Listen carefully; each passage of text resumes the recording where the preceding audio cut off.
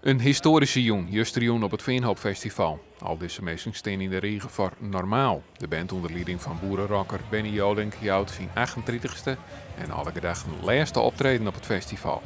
Nou, laatst ben ik ook net meer. Ja, ik denk dit de laatste keer, nog ook heen.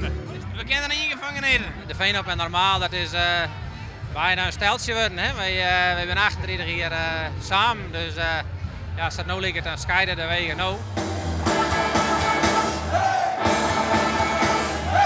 Kom je hier graag? Jazeker, absoluut. Ja. Waarom? Ja, er is wel een overeenkomst tussen de Friezen en de Achterhoekers. Hè. Ik ben trots op hun afkomst. De band uit de Achterhoek kondigde dit hier op te houden met toeren vanwege de zons van de zo'n 60-jarige Jolink.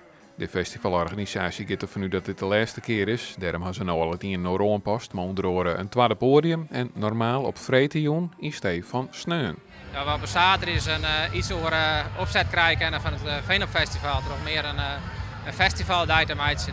We beginnen nu sneus om 11:05 en dan gaan we nachts terug tot 2 uur.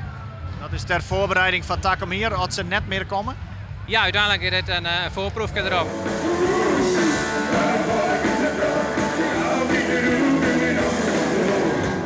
Doch zat de organisatie van het Veenhoopfestival de hopen dat de band Takamir, wat normaal 40 jaar bestaat, nog 1 keer weer omkomt. Het is volkomen afhankelijk van de gezondheid. Ik heb last van astma en dat is heel wisselend.